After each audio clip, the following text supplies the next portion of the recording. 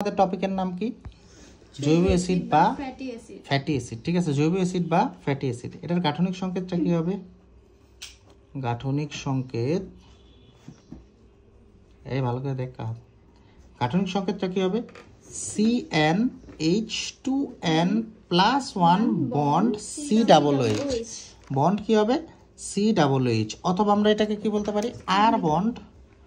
আর bond কত? COOH। আর bond কত? COOH। বুঝতে পারলাম জিনিসটা? নামের শেষে কি যুক্ত হবে? ওইক বা নইক অ্যাসিড। নামের শেষে কি হবে? নামের শেষে কি হবে? নইক। নামের শেষে যুক্ত হবে, এদিক তাকাও, ওইক বা নইক অ্যাসিড। ওইক বা নইক অ্যাসিড। ওইক বা নইক অ্যাসিড। বুঝতে পারলাম? মূলক সর্বদা 1 নং কার্বনে থাকবে। মূলক সর্বদা 1 নং কার্বনে থাকবে। নোট কি? এই যে COOH মূলক সর্বদা 1 নং কার্বনে থাকবে। বন্ড COOH মূলক সর্বদা কয় নং কার্বনে থাকবে? সর্বদা 1 নং কার্বনে থাকবে। আচ্ছা, এখন আমরা 1 কার্বন বিশিষ্ট একটা অ্যাসিডের নাম লিখি, বুঝুন আমার কথাটা, এক্সাম্পল হিসেবে। যে 1 কার্বন বিশিষ্ট জৈব অ্যাসিড, 1 কার্বন বিশিষ্ট জৈব অ্যাসিড। অবশ্যই হবে না কেন? হয় না? দেখি, ওটা আসলে একটা ব্যাখ্যা আছে, বুঝতে পারলাম জিনিসটা? দেখো, সমস্যা নেই, 2টা অক্সিজেন নিয়ে নিবে, এটা টোটাল একটা মূলক নিয়ে নিল, বুঝুন আমার কথাটা। দেখো সি, তাহলে কার্বনের হাত সংখ্যা কটা থাকে? 4টা না? 1 2 3 4টা রাখলাম। তাহলে দেখো একটা মূলক নিল কি? 2টা, এই যে 2টা হাত নিয়ে গেল কি? অক্সিজেন। বুঝুন আমার কথাটা? একটা হাত নিলে গেল OH মূলক, মানে হাইড্রোক্সিল মূলক। আরেকটা হাত ফাঁকা, ওই একটা হাতে কি চলে যায়? তাহলে দেখো COOH হইলো না, একটা হাতে চলে যায় হাইড্রোজেন। অর্থাৎ আমরা লিখতে পারি H বন্ড COOH। এটা সংকেত কি? এটার নাম কি বলতো? 1 কার্বন থাকলে এটা আমরা কি বলি? মিথ যোগ ওইক অ্যাসিড। মিথ যোগ ওইক অ্যাসিড সমান কি আসবে বলো?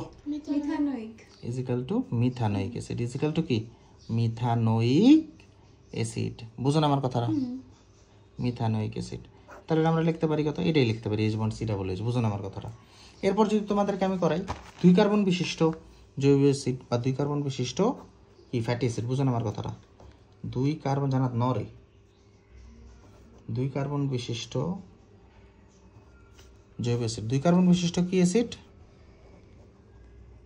জৈব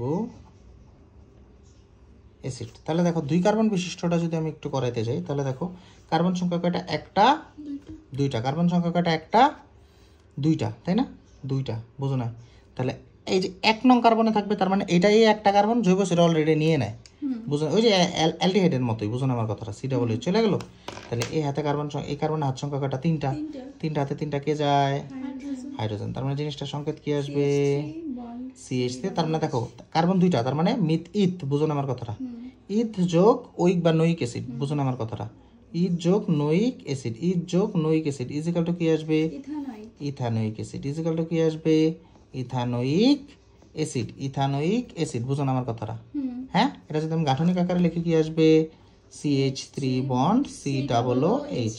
স্যার 3 কার্বন বিশিষ্ট একটা করান তো। বুঝো না আমার কথাটা? হ্যাঁ, 3 কার্বন বিশিষ্ট জৈব অ্যাসিড।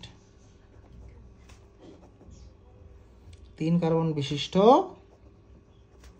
জৈব অ্যাসিড। বুঝুন আমার কথাটা?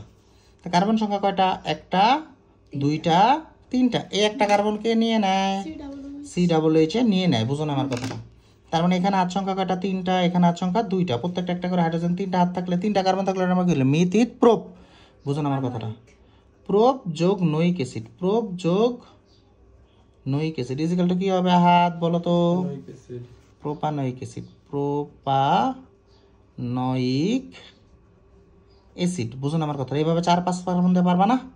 হ্যাঁ, তার মানে আমি গাঠনিক আকারে লিখি CH3 bond CH2 bond COOH। পারবো নাকি পারবো না? এই শেষ হলো আমাদের নামকরণ। এরপর আসে বিক্রিয়া, প্রস্তুতি এবং ওই প্রস্তুতকৃত উৎপাদ দিয়ে বিক্রিয়া। বুঝতে পারলাম জিনিসটা?